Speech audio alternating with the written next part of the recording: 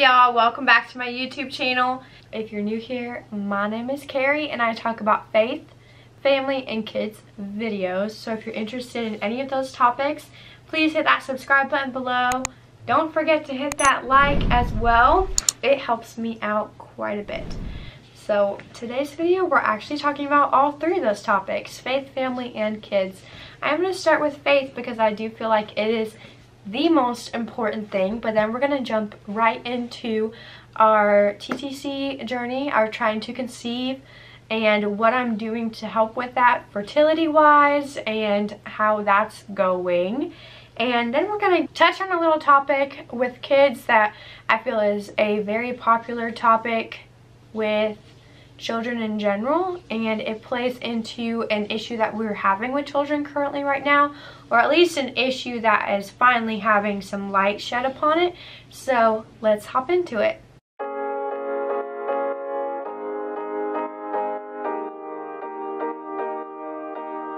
What's there to say? There's nothing but space in between. So for our faith part of the video today, I actually just really quickly wanted to touch on something that we went over in my community group at church, which what we do on Wednesday nights is we have community groups, and basically like the church is split up into a bunch of groups at people's homes, and we gather and fellowship there. It's just a really incredible way for a church to come together in a smaller sense and learn from each other, be accountable to each other. That's really the biggest thing, is accountability, and having that community group. So we're going through Romans right now.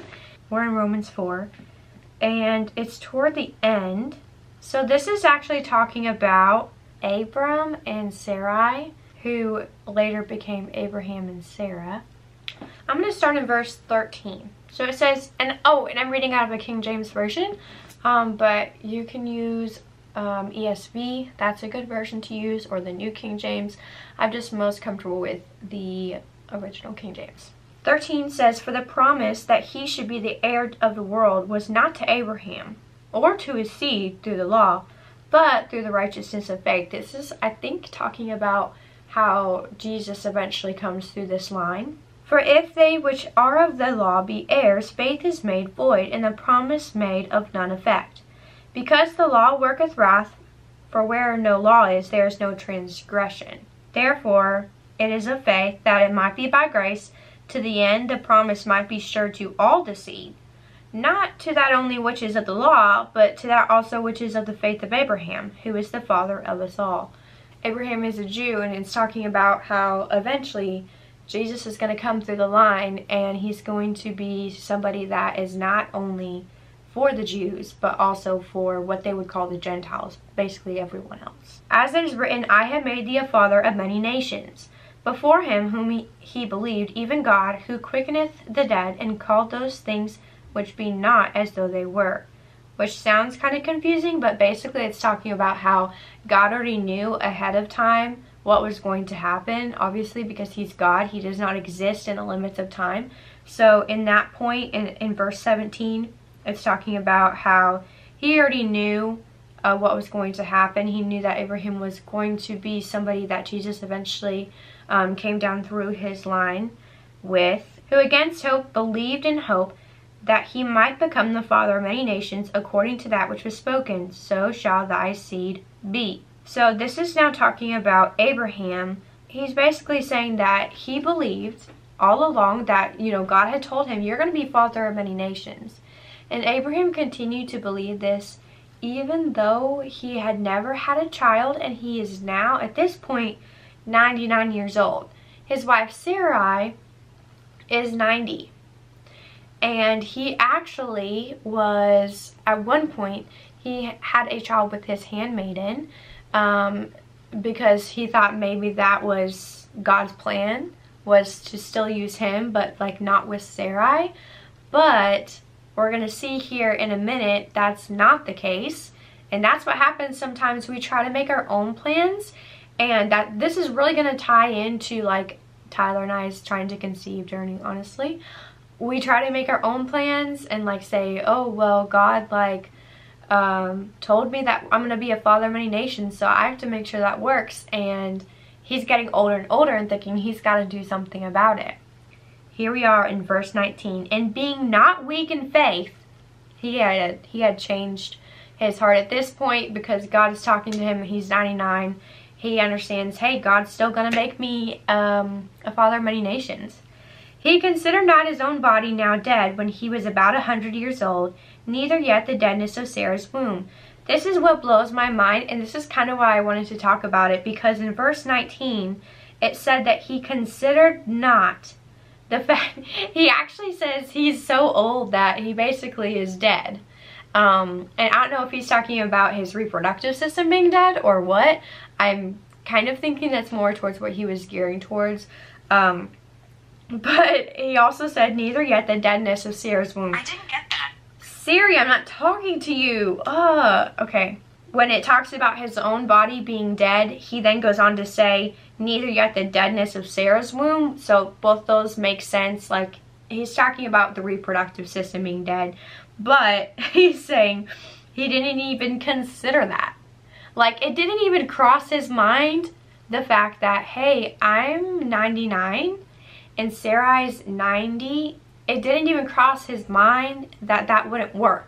Once God said, hey, I'm still keeping this promise to you, and this is still going to happen even though you're a lot older than, you know, the norm for having a baby, he didn't even consider. And I think that part, to me, for some reason, I never quite got a handle on. And during this Bible study, I was just like, whoa, how did it not cross his mind? How could he not even consider it? I tell you why. It says not being weak in faith. He had so much faith in God that when God said something, that was it. Like, it's gonna happen. No questions, no considerations of issues. He staggered not at the promise of God through unbelief, but was strong in faith, giving glory to God. And verse 21 says, and being fully persuaded that what he had promised, he was able also to perform. And therefore, it was imputed to him for righteousness. He's thinking, okay, God promised that I'm going to be a father of nations. He's going to be able to perform and carry that through. Now it was not written for his sake alone that it was imputed to him, but for us also, to whom it shall be imputed, if we believe on him that raised up Jesus our Lord from the dead, who was delivered for our offenses and was raised again for our justification. So this is even touching on, like, hey, like, he was able to have faith without staggering in this promise that God made. Now we're writing about this because, and this is Romans, so this is actually a letter to a church that Paul is writing. And Paul's basically telling the church, like, listen, he had so much faith. Now I'm telling you to have faith in the fact that Jesus came through that line and then he was raised again from the dead for your justification, so that you could be saved, so that you could go to heaven, so that you could believe on Jesus and understand that he saved you from something. And that something is sin. And that he made that promise and kept that promise. And it happened. So Paul here's just reminding them of that fact. If you want to know more about what I'm talking about and you're like, I don't even know what you're talking about, being saved and all this stuff, you feel free to comment down below, but probably the best way to reach me is actually on my Instagram. You can DM me, and I'll put my Instagram right here, and you can just send me a DM on there. I always look at requests and everything like that, so even if you don't follow me or I don't follow you, whatever, DM me on there and I can, like, get more into what I'm talking about. But we're gonna go ahead and move on to our trying to conceive journey. So basically I'm still using these ovulation test strips, and I will link them below in case you didn't see that video. I'll link the video here. I have been looking into homeopathic remedies for fertility, and it's really just more so informational for me. We're only in cycle 3 of trying, so it's not like part of me expected to get pregnant right away, but only because before the egg donation, my AMH levels were double what was normal. So I had 2.2. The average woman has like a 1 AMH level for fertility, and I had 2.2, paired along with the fact that we knew Tyler was good. Like, part of me did like kind of expect to right away, but there's a lot of things that I never took into account, and so I've learned a lot through looking into these doctors. I'll link both of their YouTubes below. So one of them is a fertility homeopath, that's her name on YouTube, and her real name, Fleur, and I can't like pronounce like her whole name, like she's overseas. But then there's also Dr. Mark Sklar, I think is how you say it, and he's really great too to follow as far as fertility stuff. So if you're ever interested in that, follow those two people. But basically I learned on there that when you take birth control, it can stay in your system for a lot longer than like you actually taking it. So you can get off birth control, and people who have a hard time getting pregnant after getting off of it, most likely they need to detox their system from the birth control. If you think about it, birth control kind of like makes the hormones in your body do something different, or they're telling your hormones, hey, you need to be doing this, acting like you're already pregnant, all this stuff. And so your body gets confused, and the hormone levels can stay high for a while until slowly that stuff wears out. So I'm actually taking a birth control cleanse from Premama, and I looked at the reviews on Amazon. I'm a huge review person. I really look at reviews for every stinking thing that I buy. I looked at quite a few different things, but this one I just decided, I looked at the reviews and it was good enough for me. It's supposed to be a 28-day birth control cleanse. How many days am I into this? Let me see. You're supposed to start at like the first day of your period, but I didn't get it in time. Also, I'm just gonna let you know, we're normalizing on this channel using the correct verbiage for words. I am not going to try to like, ain't nobody got time for me to call it all sorts of other things. Like, if you're uncomfortable with that word, see ya. Okay, not trying to be rude, just being real, because I told y'all to be real on this channel, and I'm gonna stick by that. Okay, while I'm doing this and I'm thinking about it, wait, did I get it off of Amazon? I think I might have bought this on the Premama site. Hold on. While I'm thinking about this, this video is going to be in between my first kitchen renovation and my next kitchen renovation, more than likely. So that being said, I'm sorry about that. What happened is I started taking 30-minute walks at night, and 30 to 45 minute, and then like I shower and I still have to eat dinner, and I get home between 6 and 6:15, and I go to bed at 8 because I wake up at 3:45 in the morning. So as you can imagine, a 30 to 45 minute walk, eating dinner, and taking a shower can pretty much eat up those 2 hours. So I haven't had as much time to be painting, but I do plan on doing some filming this weekend on that, and really I've got to get that amped up before October. Trying. So I'll work really hard on that and get back to you guys on that. Okay, so this was delivered September 12th. So I've only been taking it for 6 days? Yeah, 6 days. And let me tell you, it's already working. It's already doing something. I can tell you that. First of all, okay, I think I have estrogen dominance from the birth control, because they had me on and off birth control for 8 months. It made me a crazy person. They even had me on double birth control, yes, 2 times a day, because I was so fertile. I was breaking through the just one a day. So really messed up my hormones, and then I was injecting myself with hormones. So you can imagine my body is like, oh my gosh. So this is supposed to help reset, basically, and this is not sponsored. I'm just telling you what I'm using because it seems to work. My body feels so much better. Like, I actually physically feel better, and I feel like I've been happier, which is weird, but maybe it's tied to me feeling better physically. Also, you guys, so I did all those videos on intermittent fasting, and then I found out that you can't intermittent fast and try to get pregnant.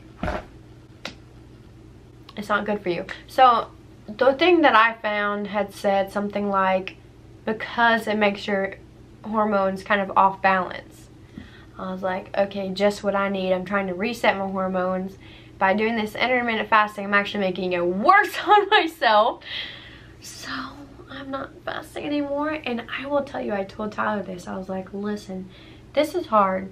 It's hard switching back to 3 meals a day at normal time, because my body was adjusted just fine. Like, I was like, listen, intermittent fasting, this is something that I can do long term, like for years, and be fine with it. And now I'm like, well, if it really changes my hormones that much, it might not be worth it. But I will say, the thing that I saw said you should be okay doing a 16-8, and what's not okay is a 24-hour fast. But because I'm trying to play it extra safe, and because I'm already trying to reset my hormones, I don't need to give this thing any extra work to do.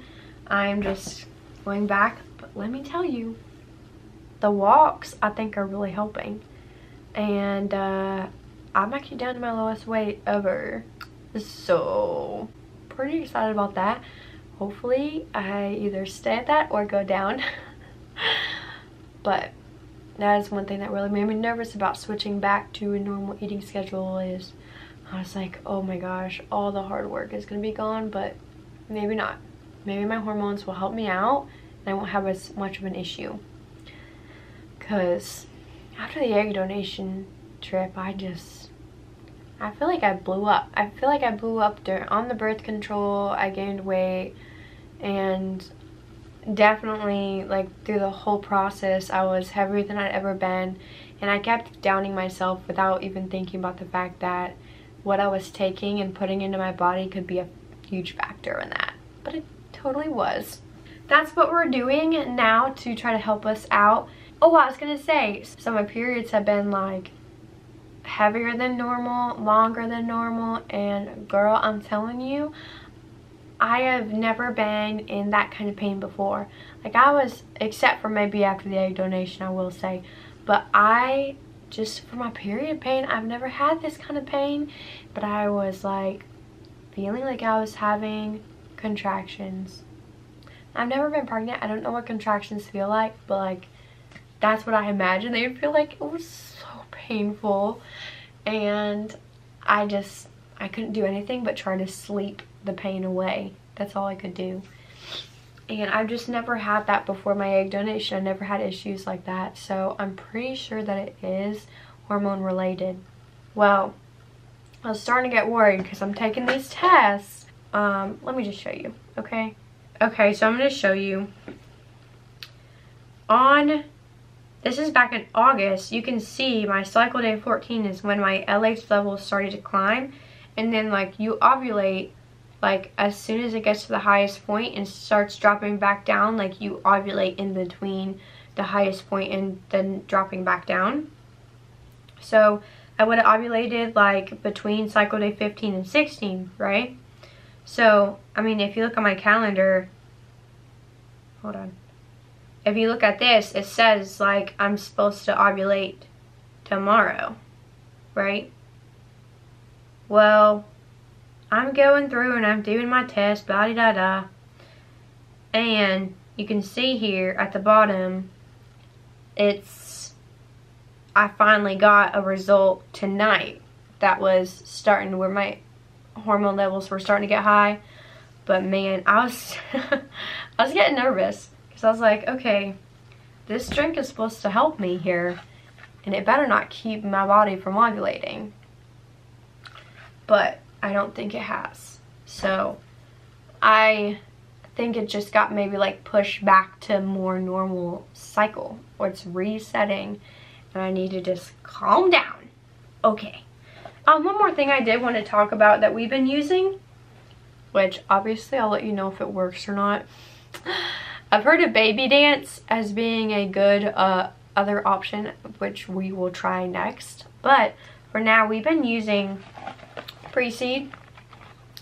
Again, some people might find this awkward. I'm just like, this is me. I feel like I should help you guys. If you want to get pregnant, use pre-seed. It's supposed to be like fertility friendly lube, which, by the way, if your hormone levels are off balance, girl, you ain't gonna have enough cervical mucus. Just get you some. But don't just use like any lube, okay? Because there are a lot of lubes out there, like 90%, I think, kill sperm, which you don't want when you're trying to get priggers. So yeah, it's a little awkward to talk about, but I mean, on this channel we will stay real. Okay, so last thing I want to talk about is kids and why I don't teach kids to share, which sounds really bad off the bat, but I'm going to tell you why. So basically, I'll tell you the kinds of sharing that I see parents and caregivers and teachers telling kids to do. So Bobby is over here playing with a toy, right? This is Bobby. He's over here playing with a toy. Sally comes along and wants to play with this toy, so she just takes it. Meltdown, obviously, right? It's a problem. Teacher sees meltdown. Bobby, you need to share. No, he doesn't. Here's another scenario. Bobby's playing with toys. Sally comes up, tries to take it. Teacher sees. Teacher says, Bobby, you can play with that for 5 more minutes, and then you need to let Sally play with it. You need to take turns and share. Let me tell you, that mindset is teaching your kids that it's okay for somebody to come and take something from them.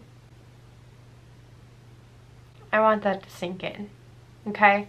Because you think it's not a big deal, but little children are very impressionable, and a lot of the things that you teach your child when they're very, very young will stick with them. The Bible even talks about that, talking about when you raise a child in the way he should go, he won't forget it when he's old. And it's basically just how you're built. You just kind of absorb when you're very little, very young. You absorb how to handle things and how to react with situations and how to handle the world and the environment around you. You just pick up on that from your environment, but also like the people in that environment. So if you have somebody who is someone you trust, like a teacher, or someone you love, like a parent, I mean, not that you wouldn't love a teacher, but you get what I'm saying. If you have somebody in your life that you trust and they're telling you like you need to be okay with someone taking something from you, you're basically teaching the child that it's okay for somebody to come up and steal from them. And we definitely don't want them down the road to have that concept in their mind, with all of the issues that we've been having with people who think it's okay to harm children. Okay, so taking something from that child that's not theirs, that child believing that that's sharing. That may be a little far-fetched, you may think, but it still is a concept that you're imprinting into a child, and children are impressionable. So I'm just going to put that piece out there, okay? But bigger picture, all right? So in both those situations, you're teaching the child that they should not want to play with something for more than a certain amount of time. That they have a time limit with what they want to do or what their interests are. There are several more layers to that. Now it's a little bit different if a child has a piece of candy and he voluntarily breaks off half and gives it to somebody. You can encourage that kind of sharing. That's from the heart. That's generosity. That's genuine. Okay, it's not forced sharing. Okay, I mean, listen, if somebody runs up to you and grabs your purse, you ain't gonna be like, oh, I need to share. Okay, like it's stealing. Now, I understand the fact that a lot of times when you're in groups of kids, they're playing with toys that are not theirs. And I will say, I say that a lot. To the kids that I nanny even, I say, or they're saying, that's mine. No, it's actually not. Even though you were playing with it, it's not yours. It's all of ours to share. And I've even had them say, oh, like they just don't think about it. They're like, I'm playing with this is my toy. Do you know what I mean? Sometimes kids can even find favorite toys that they have and they really and truly believe it's theirs. And this has happened in the classroom and things like that. And as long as you keep it in their mind that, hey, this is not yours, and that aspect of sharing, then yes, that's fine. What I usually do if a child wants a toy that somebody else has is I teach them from very young that as soon as they put the toy down, it's free game. They put the toy down, hands off of it, it's free game. And what's interesting to me is that at 14 months old, one of the children that I nanny was wanting a certain toy but knew that rule, and he watched from across the room as the other child put down the toy he wanted, and he zipped over there. He literally ran his little legs and he picked up that toy, and then he said, "Thank you, Bobby." You know, I'm just putting in a name there.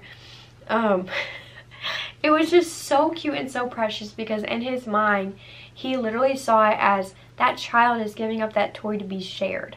So what a beautiful way to present that concept to children. And then a child can play with a toy as long as he wants and just really explore and pursue that interest and not have it cut short or cut off or be forced. Because I can tell you right now that if you're trying to force something like sharing, that's kind of like trying to force something like love. It's one of those things that has to come from the heart. So I know this has kind of been a long video, but all these things have been on my heart, and I wanted to give you an update, and I wanted to talk to you about the amazing thing I learned in Bible study and all that. So thank you guys so much for watching. I will try to get that kitchen reno video up next week. See you guys next video. What's there to say? There's nothing but space in between you and I. It's okay that we change, but it feels